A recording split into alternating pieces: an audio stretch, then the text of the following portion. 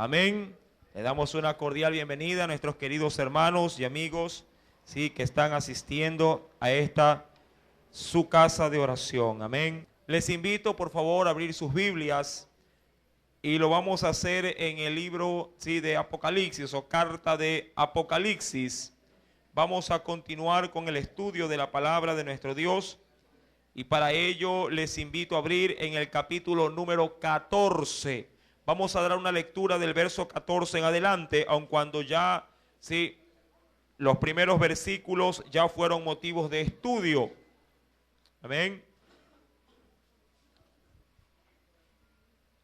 Apocalipsis capítulo 14. Voy a leer del verso 14 al 20. Sí, vamos a adentrarnos en el verso número 20, pero vamos a leer del verso 14 para tomar hilación en esa lectura. Amén. Leemos la palabra de nuestro Dios en el nombre del Padre, del Hijo y del Espíritu Santo. Miré, y he aquí una nube blanca, y sobre la nube uno sentado semejante al Hijo del Hombre, que tenía en la cabeza una corona de oro, y en la mano una hoz aguda. Y del templo salió otro ángel clamando a gran voz al que estaba sentado sobre la nube: mete tu hoz y ciega, porque la hora de cegar ha llegado, pues la mies de la tierra está madura. Y el que estaba sentado sobre la nube metió su hoz en la tierra, y la tierra fue cegada.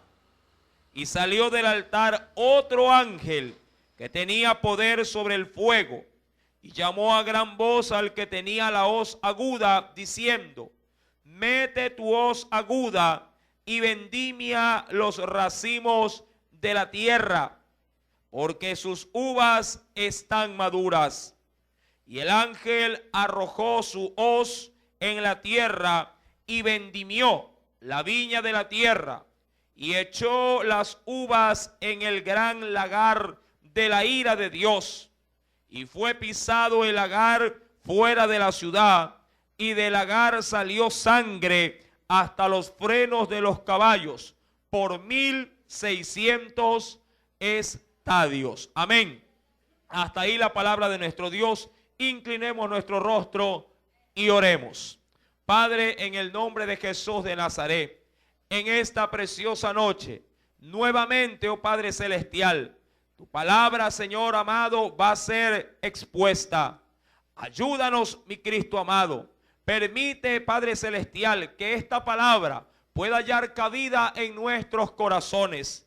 Que sea ella, oh Dios, la que nos oriente, la que nos saque no solamente de un desconocimiento, sino que nos lleve, Padre amado, a la comunión íntima contigo.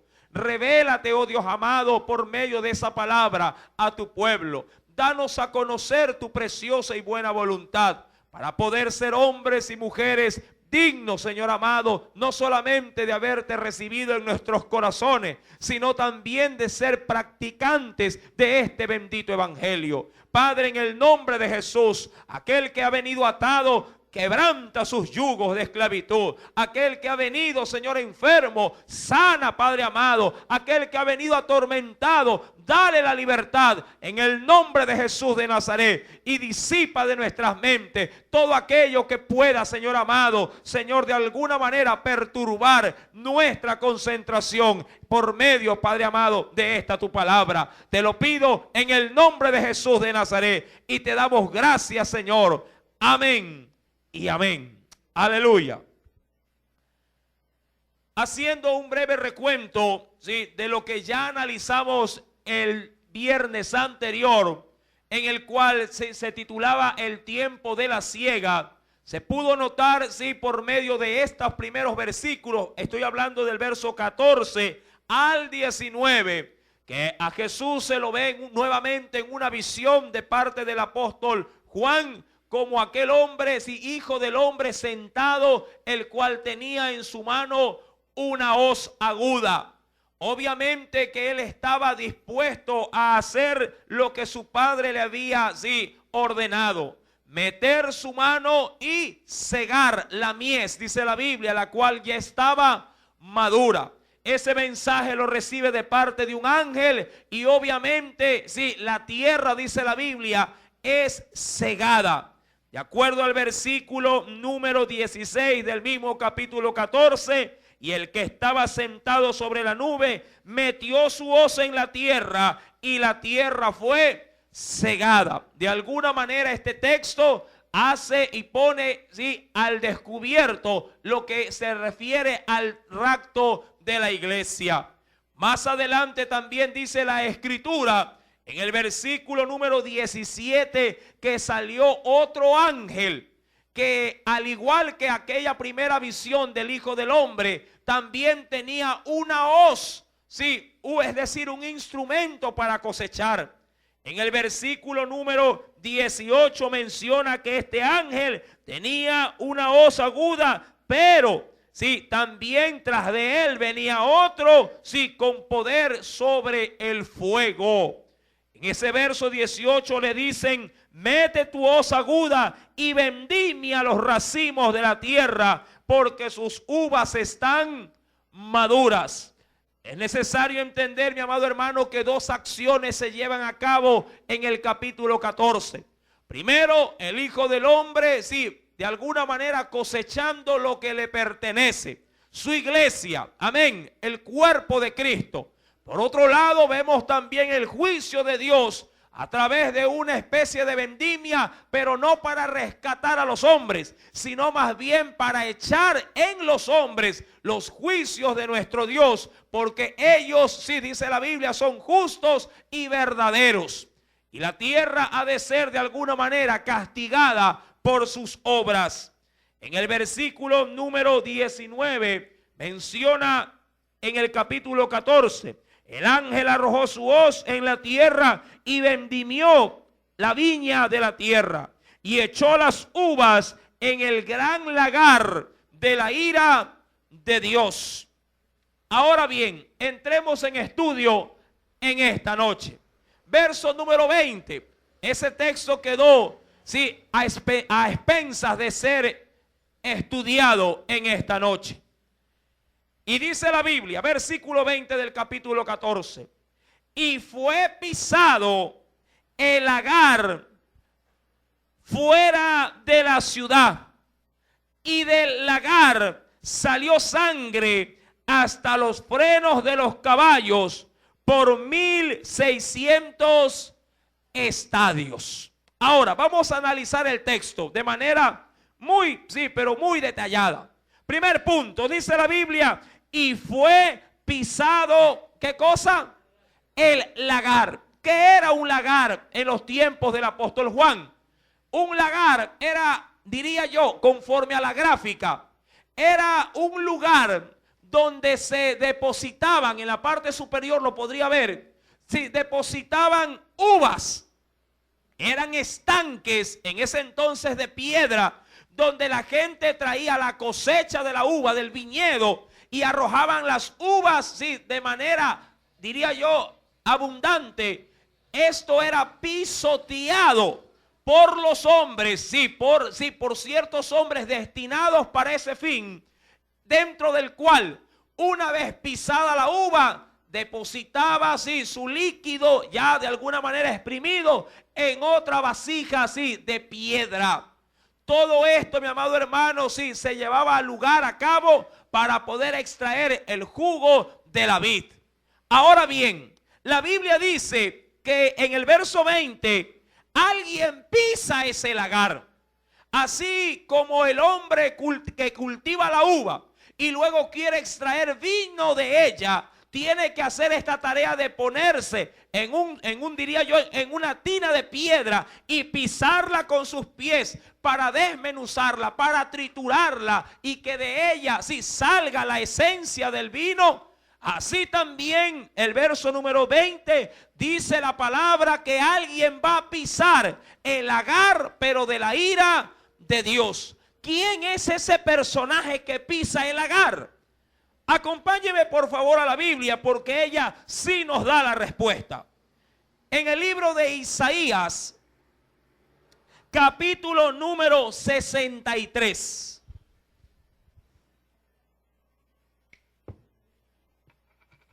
Antiguo Testamento. Libro de Isaías, capítulo número 63. ¿Lo encontró? Leamos por favor del verso 1 en adelante. Ahí tenemos como prefacio en ese texto el día de la venganza de Jehová.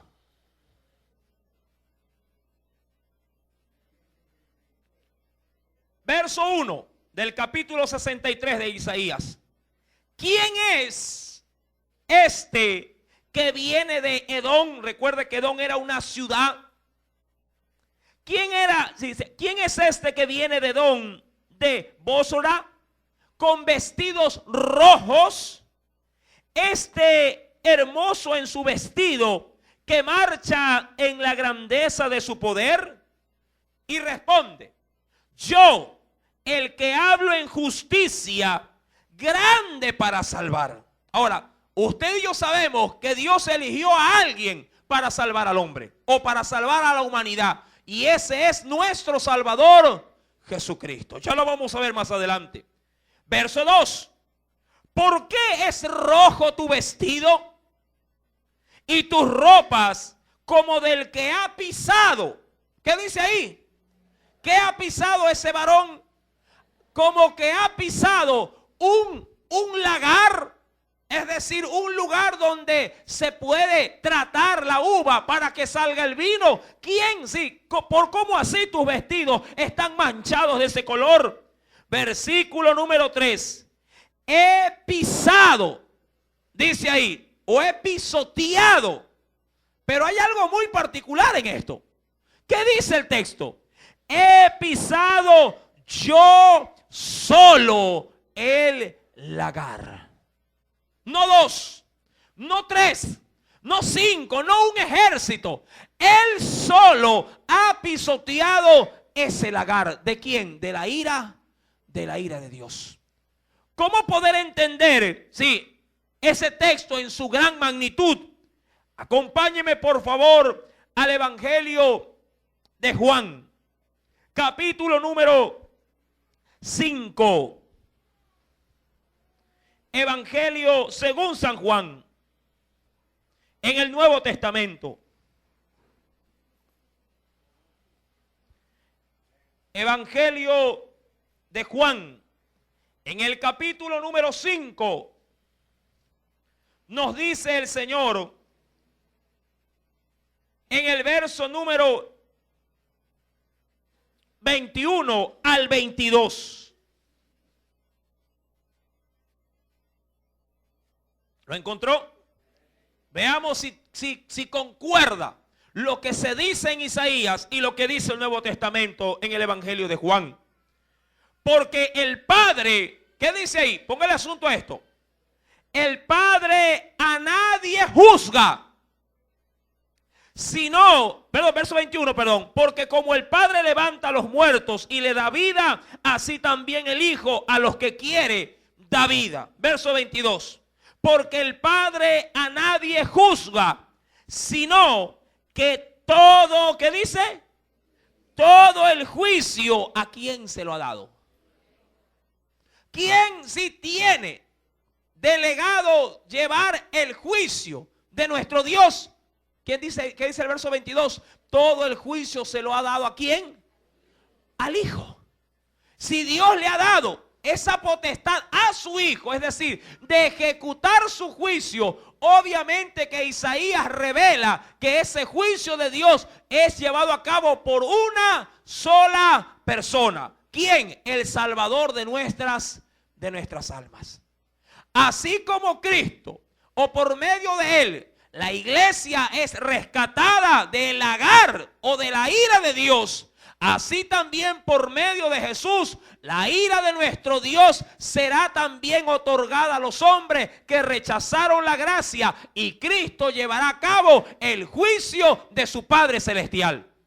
Dice la Biblia, para complementar, en el mismo Evangelio de Juan, pero en el versículo número 30, ¿cómo es que se lleva a cabo ese juicio? Mira lo que dice la Biblia. Del mismo pasaje de Juan, capítulo 5, verso número 30. No puedo, allá está hablando Jesús, no puedo yo hacer nada por mí mismo. Según oigo, o según me enseñan prácticamente, así juzgo. Y mi juicio es justo, porque no busco mi voluntad, sino la voluntad de ¿quién? Del que me envió, la del Padre. Evangelio de Juan, capítulo 9. Avancemos un poco. Evangelio de Juan, capítulo número 9, verso 39.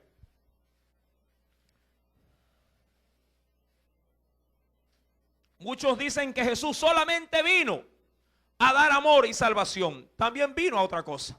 Ese texto lo revela. ¿Lo tiene?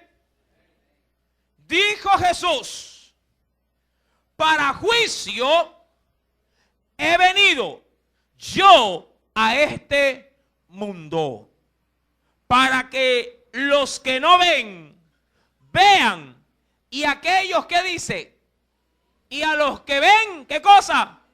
Sean cegados. Diría yo, dos reacciones causa el Evangelio de mi Salvador. O esta palabra, siendo oída, puede traer libertad a tu vida, que esta misma palabra rechazada puede traer condenación a tu vida. O eres, amado hermano, de aquel fruto que Dios ciega para poder cosechar ese trigo allá en su granero en el cielo, o eres de aquella uva silvestre que el Señor deposita en el lagar, simplemente ¿para qué? Para que seas pisoteado. Volvamos por favor nuevamente al libro de Apocalipsis. Ahora, aquí hay una gráfica de las pocas que pude encontrar, pero que se asemeja al texto. Ahí vemos de alguna manera a Cristo, ¿sí?, pisoteando, ¿qué cosa? El lagar. Y obviamente, sí, exprimiendo, sí, de cada hombre, de cada ser humano, sí, su sangre. Ahora, pero ¿por qué Cristo es el que pisa el lagar de Dios? ¿Por qué causa? Ya sabemos que Él es el personaje del cual Apocalipsis capítulo 14, verso número 20 menciona, fue pisado el lagar. Ahora, pero ¿por qué es Él el indicado? Mire lo que dice Apocalipsis capítulo 5. Ahí usted verá la causa de por qué es nuestro Salvador la persona indicada para pisar ese lagar. Apocalipsis capítulo número 5.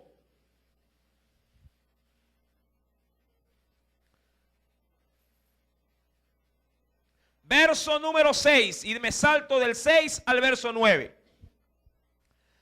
Apocalipsis capítulo 5, verso 6, y luego al verso 9.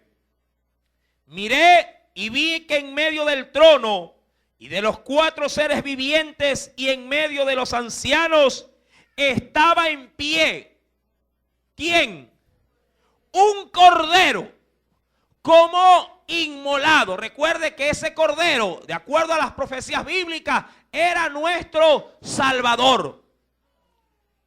Vi en pie a un cordero como inmolado, es decir, martirizado, degollado, que tenía 7 cuernos y 7 ojos, los cuales son los 7 espíritus de Dios enviados por toda la tierra. Verso 9. Y cantaban un nuevo cántico diciendo: digno, ¿qué dice la Biblia ahí? Digno eres de tomar el libro y de abrir sus sellos, porque tú fuiste inmolado y con tu sangre nos has redimido para Dios de todo linaje, toda lengua, pueblo y nación. Por eso, amado hermano, Él de alguna manera ejecuta el juicio de Dios, porque Él fue encontrado digno para poder llevarlo a cabo. No fue gratuito. La Biblia dice que Él fue visto en el cielo como un cordero inmolado o degollado. Su vida fue el precio que pagó para rescatarnos, y su vida fue el precio que dio también para llevar a cabo el juicio de nuestro Padre Celestial sobre todos los moradores de la tierra. La Biblia menciona en Apocalipsis capítulo 14, y de esto vamos a estudiarlo más adelante, pero hoy vamos a ver una pequeña referencia, nada más. Verso 20, ¿qué sigue diciendo? Fue pisado el lagar, dice aquí, ¿dónde? Fuera de la ciudad. Fuera de la ciudad. Usted debe de entender desde el Antiguo Testamento que toda cosa así inmunda no podía entrar en la ciudad. Todo juicio, todo hombre que inclusive estaba enfermo con lepra o algún otro tipo de enfermedad contagiosa era excluida, sí, de la sociedad y mandado hacia afuera. Aún donde Cristo mismo en su tiempo, cuando fue condenado a muerte, tuvo que ser crucificado fuera de la ciudad. Porque para los judíos el morir colgado de un madero era sinónimo, sí, de alguna manera era un sinónimo de juicio de Dios, un sinónimo de maldición.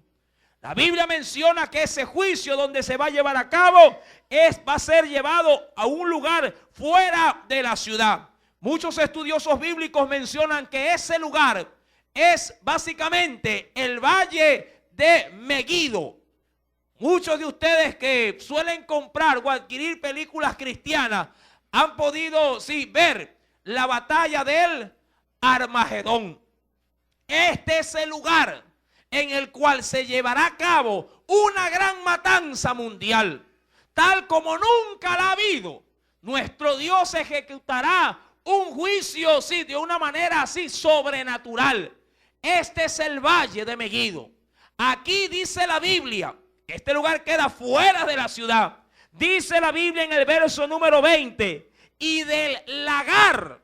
Recuerde que uno pisaba la uva y eso caía depositado en otro lugar. Ya el líquido en sí como tal.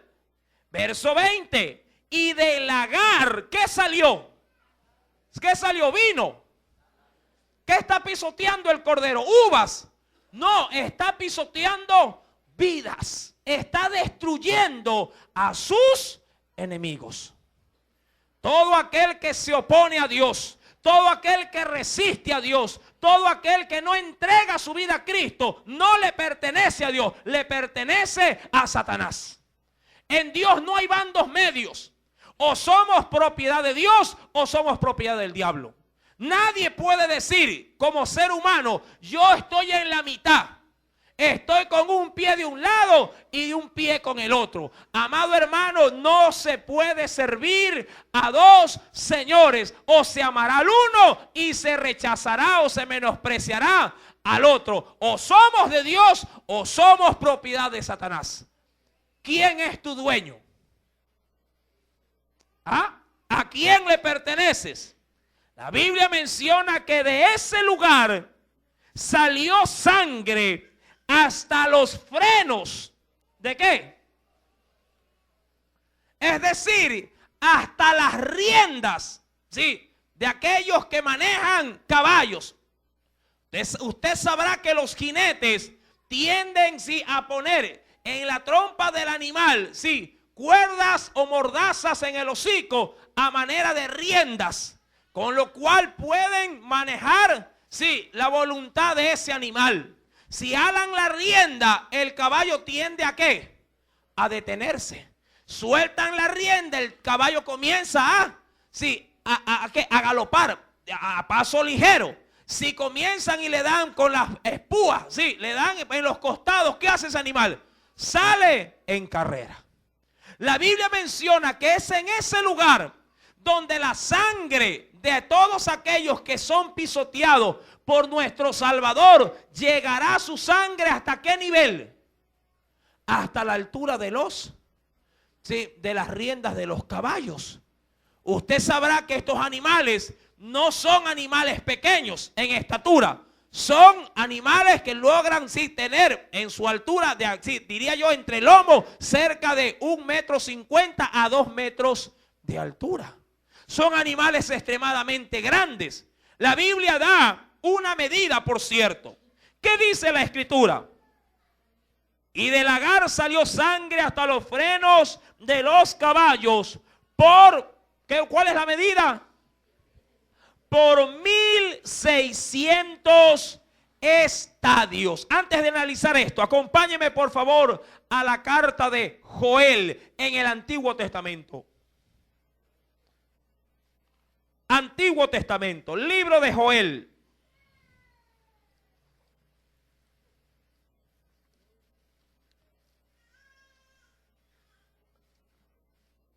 ¿Lo tiene? Joel capítulo número 3.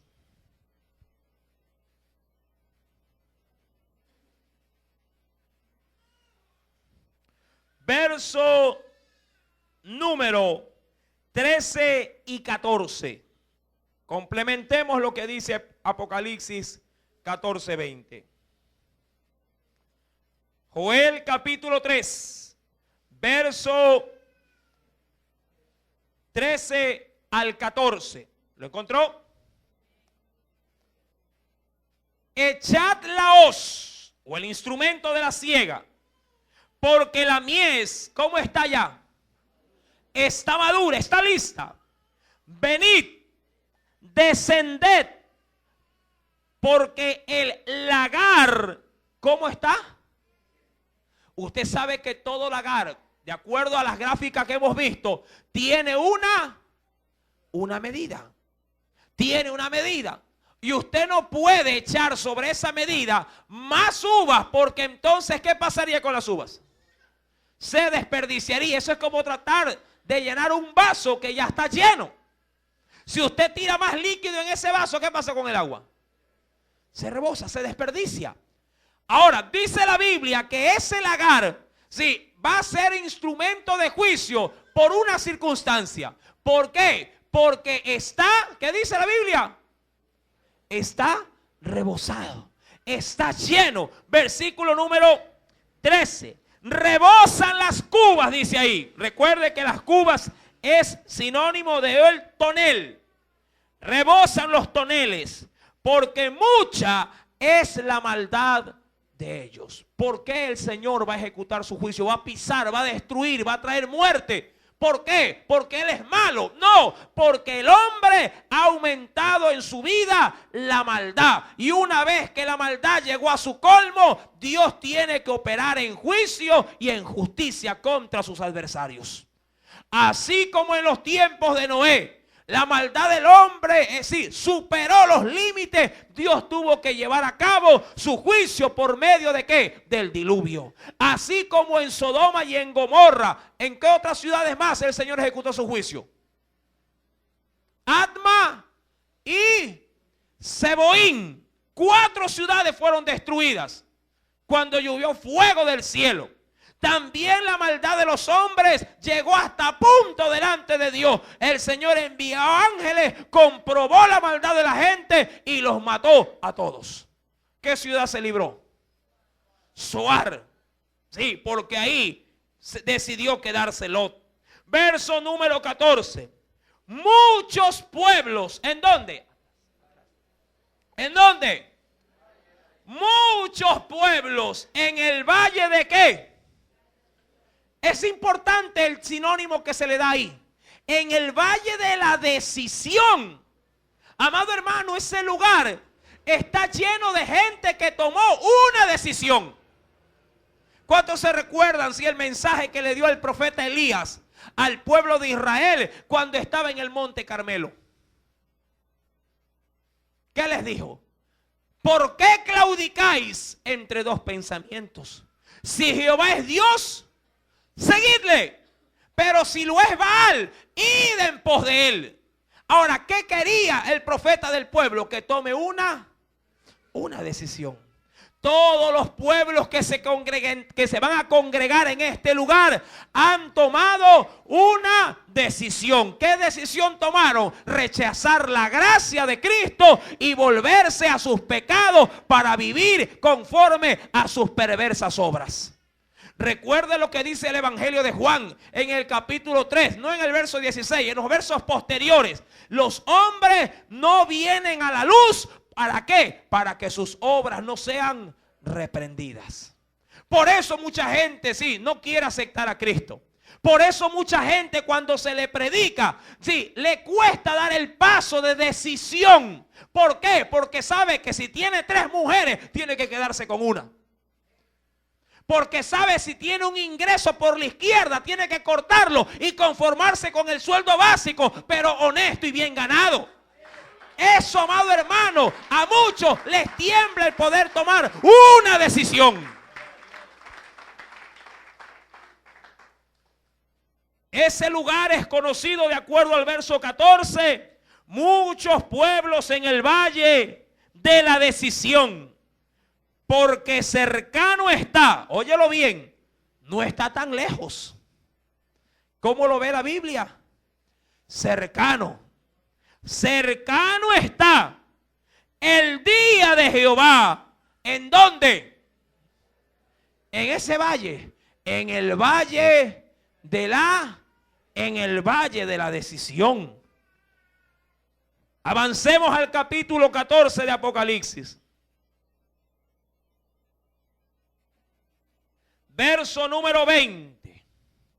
Fue pisado el lagar fuera de la ciudad, y del lagar salió sangre hasta los frenos, es decir, hasta la altura de los frenos o de las riendas de los caballos. ¿Por qué? ¿Por qué medida? Por 1600 estadios. Ahora, si eso lo tiramos de manera lineal, como que cogiéramos un flexómetro, un metro, y tiráramos distancia de un lugar, de una punta a la otra, mediría a lo largo alrededor de 288 kilómetros de largo. Si lo hacemos de manera lineal, si lo hacemos por metros cuadrados, estaríamos hablando de un perímetro de alrededor de 72 kilómetros cuadrados. Todo eso, si volvemos a la diapositiva anterior, todo esto lleno de ¿qué? De sangre. Pero no sangre que llega hasta los pies o a los tobillos. Sangre que llega hasta la trompa o los hocicos de los caballos. Que cualquiera, si se resbala ahí o cae ahí, se ahoga en la sangre. Sí, de aquellos que Dios mismo se ha encargado de eliminar por su rebeldía, porque tomaron una mala decisión. Decidieron el mundo, decidieron sus malas obras y menospreciaron la verdadera sangre, la que tiene valor, la sangre de Cristo Jesús, la que nos limpia de todo pecado y de toda maldad. Alabanza a su nombre en esta hora. Aleluya.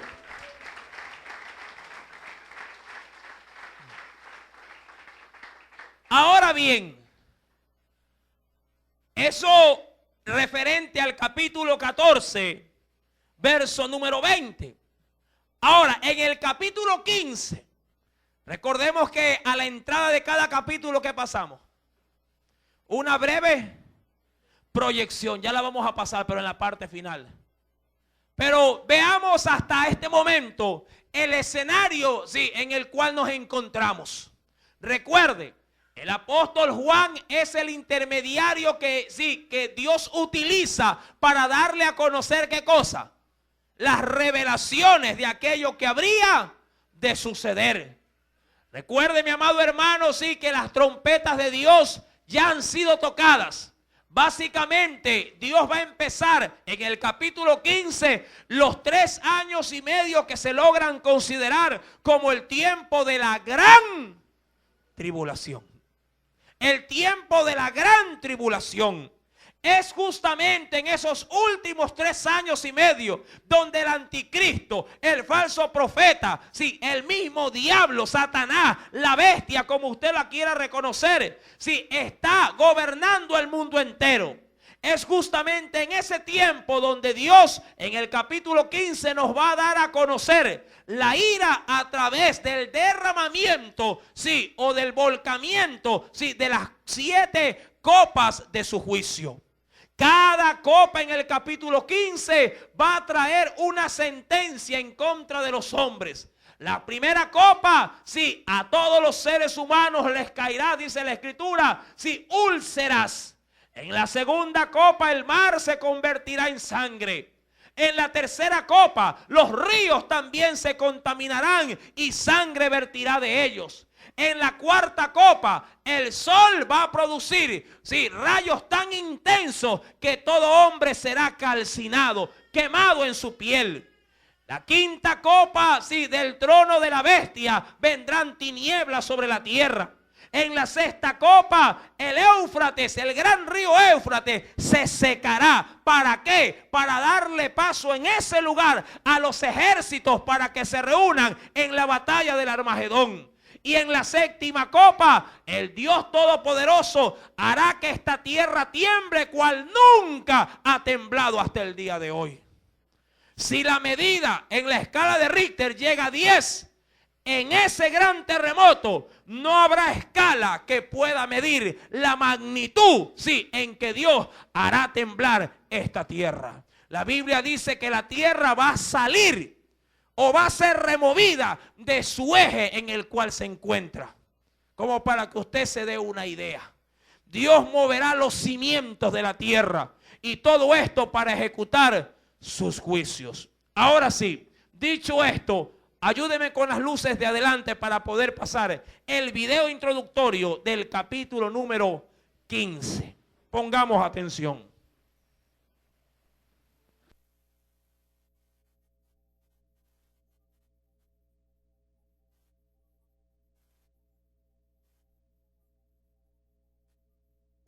Capítulo 15. Vi en el cielo otra señal, grande y admirable, 7 ángeles que tenían las 7 plagas postreras, porque en ellas se consumaba la ira de Dios. Vi también como un mar de vidrio mezclado con fuego, y a los que habían alcanzado la victoria sobre la bestia y su imagen, y su marca y el número de su nombre, en pie sobre el mar de vidrio con las arpas de Dios.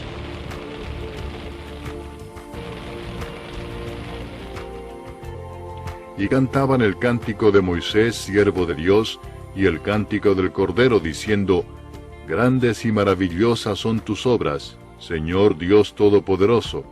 Justos y verdaderos son tus caminos, Rey de los santos. ¿Quién no te temerá, oh Señor, y glorificará tu nombre? Pues solo tú eres santo, por lo cual todas las naciones vendrán y te adorarán, porque tus juicios se han manifestado. Después de estas cosas miré, y he aquí fue abierto en el cielo el templo del tabernáculo del testimonio.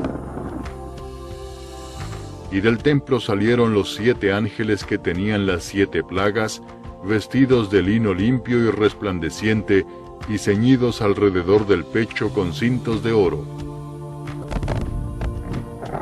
Y uno de los 4 seres vivientes dio a los 7 ángeles 7 copas de oro, llenas de la ira de Dios que vive por los siglos de los siglos.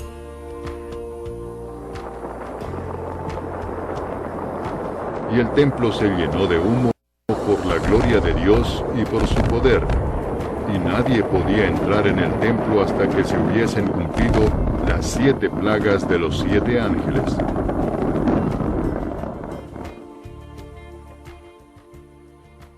Con las luces, por favor. Ese es el video introductorio. Amén.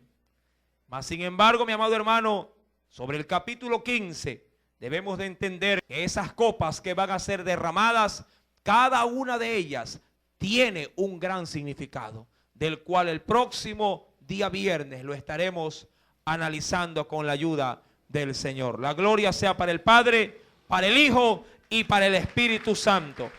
Amén y amén. Aleluya.